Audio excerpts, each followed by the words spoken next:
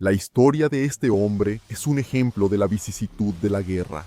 Anatoly Sabin vivió la gloria y el infierno, la victoria y un tipo de derrota que manchó su alma y su historia. Él luchó con un mercenario en Bakhmut, donde los hombres se enfrentaron en combate urbano o se arriesgaron en grupos de asalto para expulsar a enemigos escondidos en agujeros. Sabin estuvo en las trincheras de Limán como soldado del Kremlin y vio a compañeros ser sorprendidos por los ucranianos que apuntaron sus rifles contra los cuerpos de los rusos que avanzaban. Soportar todo eso solo para, al final, encontrar el verdadero horror de la guerra más cerca de lo que jamás podría imaginar.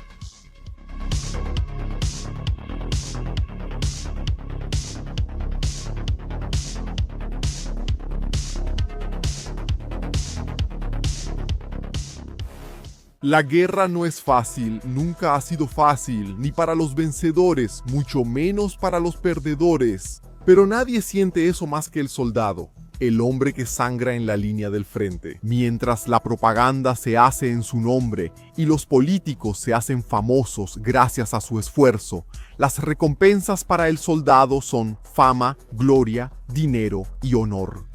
Sin embargo, en medio de todo eso, convive con lo peor del ser humano. Anatoly Sabin Alexandrovich conocería cada una de esas facetas de la guerra durante el tiempo que se aventuró en lo que Putin llamó la zona de operación militar especial. Para el mundo, la guerra de Ucrania. Sabin no fue seleccionado entre los movilizados. En 2022, cuando los rusos comenzaron la invasión, vio desde casa los primeros videos de la guerra.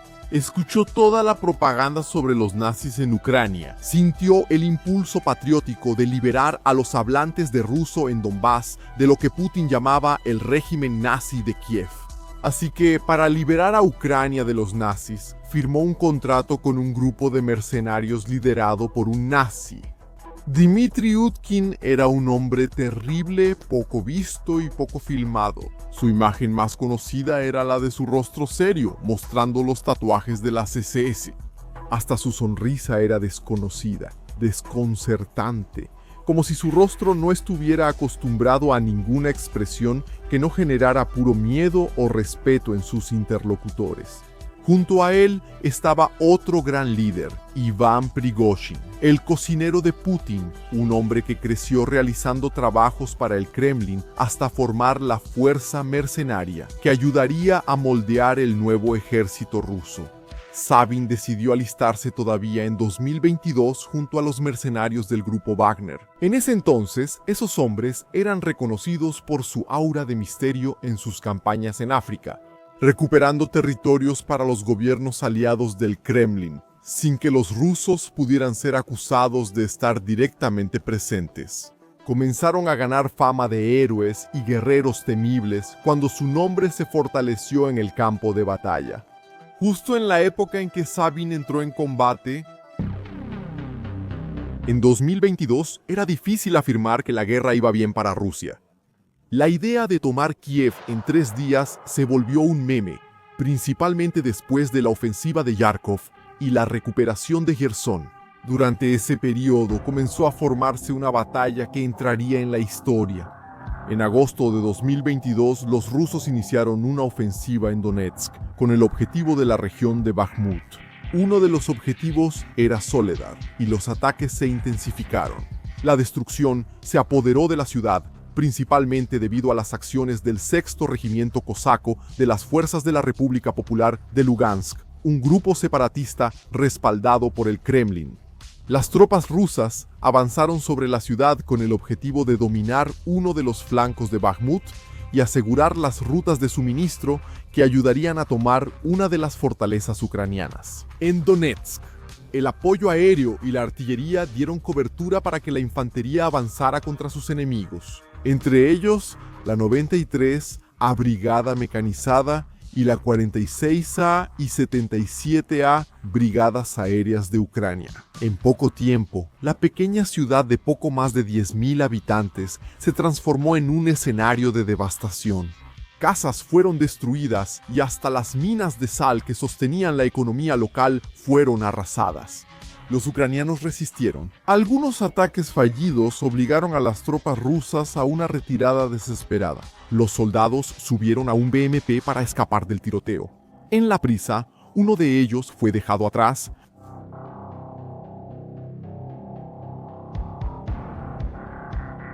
Se escondió entre las ruinas, observando cómo el vehículo huía rápidamente hasta que fue destruido por una mina.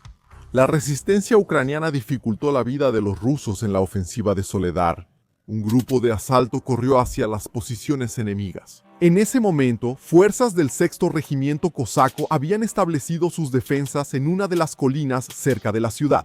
Los ucranianos de la Brigada 93 llegaron con fuego de supresión. Los ucranianos llegaron con la posición abierta y claramente en desventaja. Las explosiones mantuvieron a los rusos agachados. Después, los AKs escupieron munición que levantó polvo cerca de los refugios enemigos. Las granadas siguieron volando contra las defensas rusas, mientras los ucranianos avanzaban bajo el riesgo de ser alcanzados, sin ninguna oportunidad de protegerse. Eran 5 contra unos 4 o 5 rusos defendiéndose. El asalto, sin duda lo fue. Fue mal planeado. Fueron acercándose lentamente, con los ojos fijos en los agujeros donde los rusos se escondieron. Los rifles no podían dejar de apuntar. Cualquier error les daría a los rusos la oportunidad de llenarlos de humo. Los enemigos incluso intentaron disparar, pero la supresión rápida los hizo agacharse de nuevo. Al ver de dónde vino el disparo, un ucraniano lanzó una granada a distancia. La explosión alcanzó a uno de los rusos dentro del agujero, pero no al que había disparado. Los ucranianos empezaron a subir la colina. Los rifles estaban en plena actividad. El ruso tuvo que arrastrarse dentro del agujero para evitar convertirse en un objetivo. Uno de ellos no tuvo la misma suerte. Levantó los brazos para rendirse. El gatillo apretado desató la tormenta de muerte sobre el agujero. Más abajo, una pareja hizo lo mismo contra un ruso en las posiciones inferiores. La amenaza de abajo, eliminada, pero la situación estaba difícil allá arriba. Un ruso intentó otro ataque. La tierra absorbió todos los disparos. El ucraniano, agachado, esperó el momento para contraatacar, pero esperó demasiado. El ruso se levantó y vio que la situación no era nada buena. Saltó rápidamente fuera del refugio. Dejó a su compañero defendiéndose solo. Casi logró alcanzar al ucraniano justo abajo. Usó disparos como distracción y saltó, casi siendo alcanzado por los proyectiles enemigos. Los dos lograron escapar. Los ucranianos mostraron los cadáveres de quienes no lograron escapar, mostrando también marcas de disparos que casi les costaron la vida. Fue un día de suerte para los ucranianos en un asalto mal planeado y para los rusos que lograron escapar. Los soldados del Kremlin continuaron intentando tomar Soledar. No tuvieron éxito por mucho tiempo. Sabin llegó cuando la lucha estaba tranquila, aunque la sangre aún corría por la tierra salada de Soledar. El grupo Wagner llegó con nuevas estrategias de avance. Sabin estaba orgulloso, pues era comandado por el propio Anton Yelasirov, con nombre clave Lotus, condecorado como héroe de Rusia y uno de los comandantes más experimentados del grupo Wagner. La situación fue tomando nuevas formas. Al principio, los combates duros parecían estar en un punto muerto. Cuando llegó el invierno, la situación empezó a cambiar. Sabin avanzó junto con su grupo de asalto. Los mercenarios se desplazaron entre las ruinas, ganando cada vez más territorios. Su estrategia era de oleadas de ataque. Los grupos de asalto avanzaron sucesivamente bajo la cobertura de la artillería. La estrategia haría creer en oleadas humanas, como en las películas, pero en realidad eran pequeños grupos de asalto en ataques sucesivos. Las defensas ucranianas fueron agotadas por tantos bombardeos. Las explosiones se extendieron por todo Soledar. Las ruinas ya no servían como protección. A finales de diciembre, el grupo Wagner comenzó a tocar su sinfonía de guerra dentro de la ciudad. Sabin estaba entre ellos cuando Soledar fue finalmente tomada, el 16 de enero. Ahora, el desafío era tomar Bakhmut más al sur. Los ucranianos tenían buenas tropas en la ciudad. Muchos eran soldados de élite, protegiendo la fortaleza, un lugar cuya importancia estratégica generaba dudas entre los analistas militares. Aún así, la lucha fue feroz. Drones ucranianos lanzaban granadas sobre posiciones rusas recién conquistadas. Las Fuerzas Armadas rusas iniciaron los combates en esa dirección en mayo de 2022, pero no habían avanzado mucho hasta la caída de Soledar en enero de 2023. Las defensas ucranianas resistieron con eficiencia a pesar del creciente número de tropas rusas. La presión aumentó, pero los ucranianos respondieron con misiles disparados desde las trincheras, destruyendo BMP rusos que transportaban cada vez más soldados. El grupo Wagner fue uno de los factores decisivos para el cambio. Durante el transcurso de la batalla, la artillería intensificó los bombardeos dentro de Bakhmut, mientras los mercenarios reforzaron sus filas con nuevos reclutas, principalmente ex-prisioneros. Sabin no tuvo contacto directo con esos combatientes. Aunque no había una separación estricta entre las tropas, los prisioneros generalmente eran enviados primero para desgastar a los ucranianos, seguidos por los mercenarios de élite. Sabin ya estaba endurecido por los meses de combate en Soledar, pero tuvo que reconocer que Bakhmut era aún peor. Tropas como la 93 Brigada forjadas por el fuego de la resistencia prolongada repelieron los ataques de las oleadas rusas. Las bajas entre los ex prisioneros eran enormes, pero eso no les impedía seguir avanzando.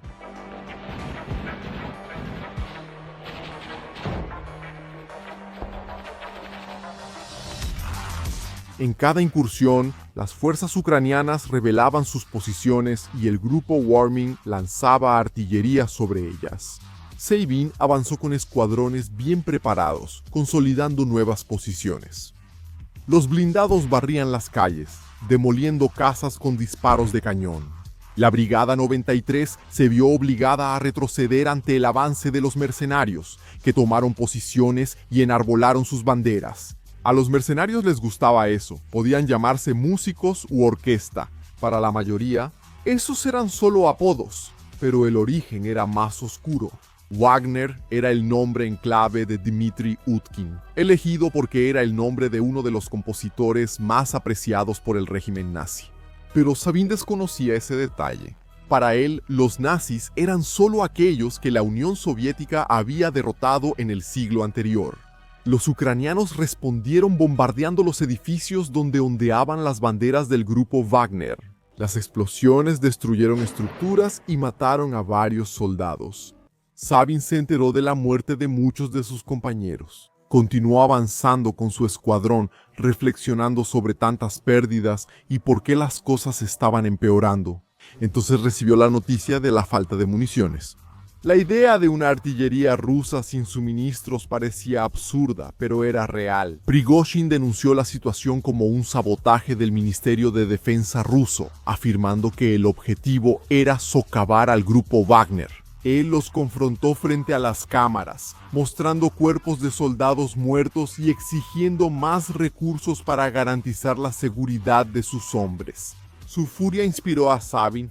Aún así, las noticias eran desoladoras. Los ucranianos bombardeaban incesantemente a los escuadrones de exprisioneros. Filas enteras eran exterminadas en medio de las explosiones. Cuerpos mutilados yacían por los caminos. Sabin no retrocedió. Bajo ataques constantes, los mercenarios fueron conquistando cada vez más territorio. Capturaron a los defensores rodeados. Bakhmut se transformó en una verdadera picadora de carne. Algunos decían que los ucranianos estaban cambiando carne buena por carne mala, es decir, cambiando tropas de élite por exconvictos mal entrenados. Por más bajas que sufriera Wagner, sus unidades más experimentadas eran las menos afectadas. En mayo de 2023 Bakhmut cayó. Sabin celebró con sus compañeros. El infierno había terminado. Poco después, los mercenarios abandonaron la ciudad. Prigozhin anunció que los músicos ya no lucharían en Ucrania. Muchos, aún embriagados por la victoria, aceptaron contratos con el Ministerio de Defensa que presionaba para absorber al grupo Wagner. Prigozhin y Utkin resistieron, lo que culminó en una revuelta. Semanas después de la caída de Bakhmut, los mercenarios marcharon hacia Moscú pero se retiraron. Entonces, Prigozhin desapareció de las noticias solo para reaparecer muerto en un accidente de avión en agosto de 2023. Muchos acusaron al gobierno ruso de represalia. Sabin no participó en la revuelta. Su sentido patriótico le impidió luchar contra sus hermanos de armas. Meses después, tras un periodo de descanso en casa, escuchó sobre la necesidad de soldados experimentados en el campo de batalla. Entonces decidió firmar un contrato con el Ministerio de Defensa. Fue cuando un nuevo tipo de infierno comenzó en su vida. Sabin se presentó a sus colegas con el nombre Enclave Pócula. Llegó con aires de veterano al recién formado 37 Regimiento de Fusileros Motorizados, parte de la 60 División de Fusileros Motorizados del 25 Ejército de Armas Combinadas. Tenía 35 años y una serie de medallas que lo llenaban de orgullo. Las dejó con su madre, quien lo bendijo antes de verlo partir hacia la zona de operaciones militares especiales. Estar al lado de otros miembros del grupo Wagner, como el teniente Dmitry Gennadievich Sokolov, le pareció una buena señal. La camaradería era esencial durante los combates. La experiencia de Sabin lo puso al mando de un grupo de asalto. Estaba emocionado de demostrar sus habilidades a tantos novatos en un regimiento recién creado. Muchos lo escuchaban como a un héroe, al notar el respeto con el que los trataba. Su comandante, sin embargo, tenía una visión diferente de la guerra. El ZOR ordenó avanzar directamente contra los ucranianos. En Limán, un BMP avanzó con soldados inexpertos a campo abierto. El escenario era muy distinto a los combates urbanos de Bakhmut y Soledar. El vehículo explotó antes incluso de llegar a su destino, diezmando al grupo de asalto. Pronto, quedó claro que la 63ª Brigada Mecanizada de Ucrania estaba defendiendo la región con eficiencia, contando además con el apoyo de la 4ª Brigada de Reacción Rápida.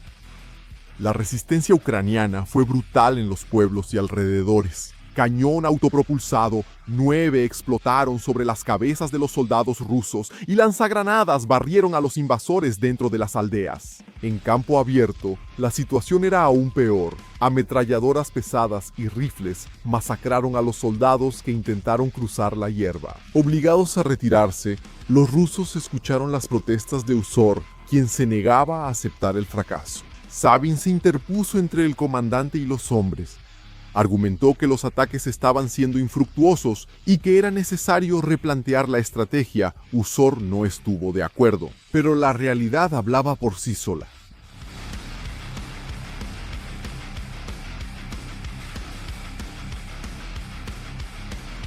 La 63ª Brigada de Ucrania dominaba el uso de drones.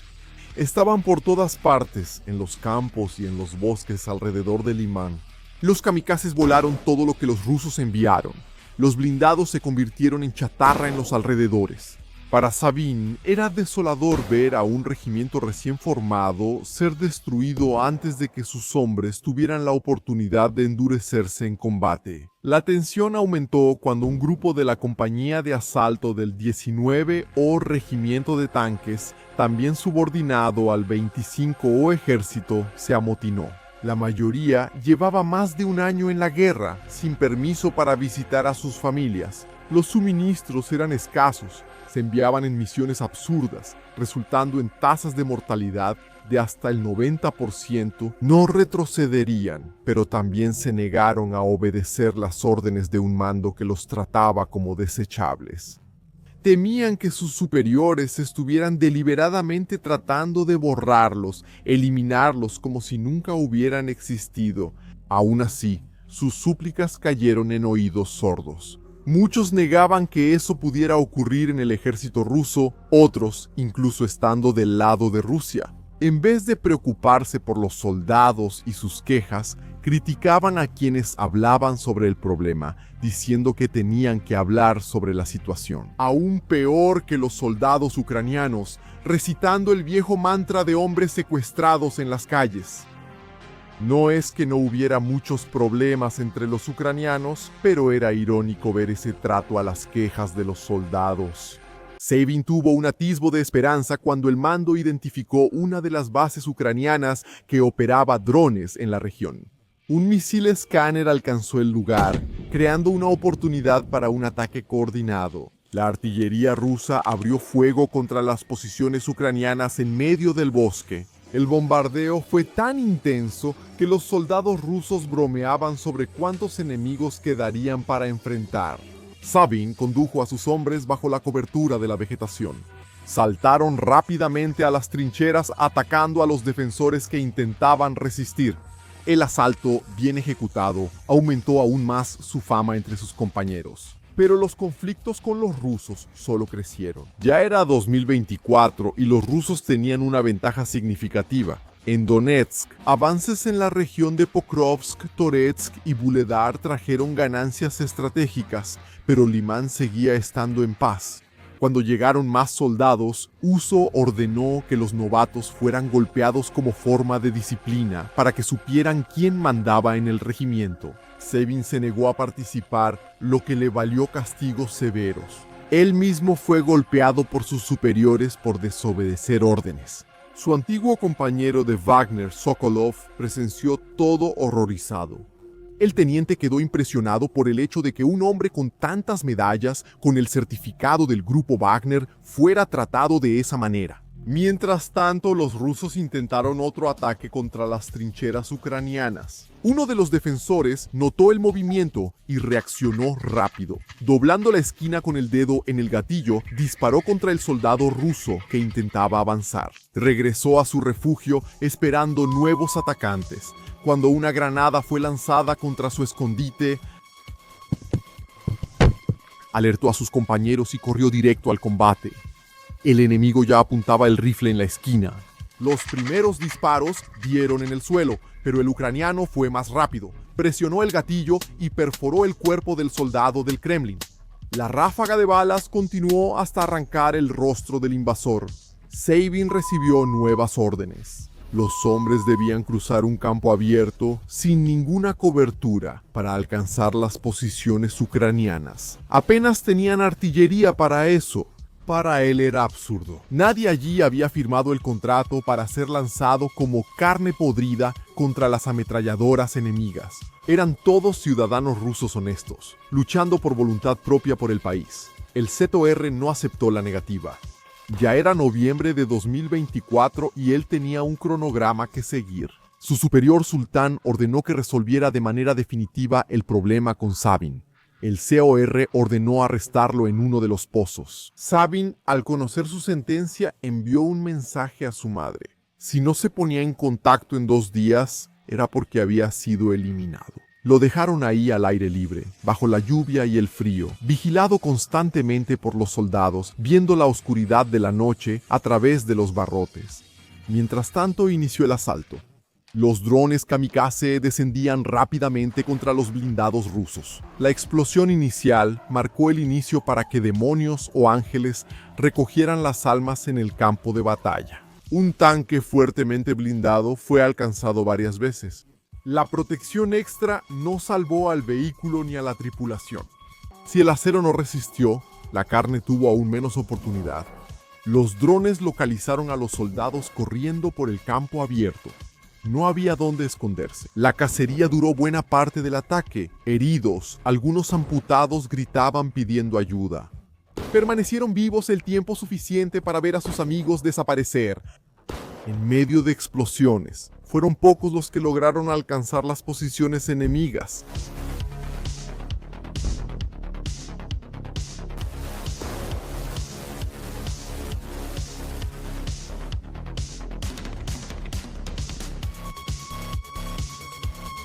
Un soldado ruso vio la trinchera objetivo. Corrió para meterse en las trincheras, pero un dron kamikaze intentó alcanzarlo antes.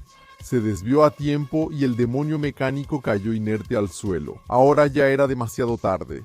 Un ucraniano lo vio y levantó el rifle. El ruso rodó por el suelo para salvarse. Los disparos estallaron justo enfrente. Hasta ahora había tenido suerte. Él se arrastró para reposicionarse. Todavía había posibilidades de llegar hasta la posición enemiga. El ucraniano disparó de nuevo. Esta vez, los proyectiles se clavaron en el suelo a centímetros del atacante. El ruso respiró hondo al terminar los disparos y se levantó para atacar o huir. pero el defensor recargó muy rápido. El ruso saltó para escapar, pero terminó poniéndose en una línea de tiro perfecta. El ucraniano apretó el gatillo y lo hizo desangrarse hasta morir. El teniente Sokolov fue quien recibió a los sobrevivientes. Más de 100 murieron en el asalto suicida. Los que quedaron preguntaron por Sabin. El ex Wagner fue buscado en el puesto de castigo, pero extrañamente estaba vacío. Según SOR, Sabin había desaparecido, desertó. Fue una de las peores historias que Sokolov había escuchado. Un hombre escapar de un pozo bajo vigilancia. Peor aún, todavía había muchos puestos de control en la ruta. Una de las razones por las que Sabin no podía simplemente salir y buscar ayuda directamente con sus superiores. La madre de Sabin, Lidia, envió un video desesperado pidiendo información sobre su hijo. Él desapareció a mediados de noviembre. Cuando preguntó, recibió respuestas contradictorias. Primero, le dijeron que él estaba en el hospital. Después, que fue enviado a una prisión en Zaitsev. Más tarde, que escapó del puesto y desertó. El estatus oficial de Sabin fue clasificado como abandono no autorizado de la unidad. El hijo, antes un héroe condecorado, ahora era un desertor. Sokolov se rebeló, afirmó que testificaría contra SOR y Sultán y denunciaría al mando del regimiento por fraudes involucrando a soldados heridos que eran enviados de regreso al frente sin tratamiento y sin que sus heridas fueran registradas, mientras que otros que ni siquiera se habían lastimado tenían lesiones falsificadas para desviar dinero de las indemnizaciones. Una parte significativa de las compensaciones era desviada a los comandantes. El teniente estaba dispuesto a cooperar con la fiscalía militar, revelando a los responsables, pero exigió que su testimonio fuera entregado por intermediarios para garantizar su seguridad. Mientras tanto, SOR fue transferido de unidad después de declarar que había conquistado una posición que, en realidad, no logró tomar. La guerra le da poco al soldado, tal vez un poco de gloria, fama y dinero, tal vez buenas amistades y compañerismo, pero lo que hace mejor es robar todo eso y mucho más. En realidad, solo gana en la guerra quien vive con ropa limpia, dando órdenes.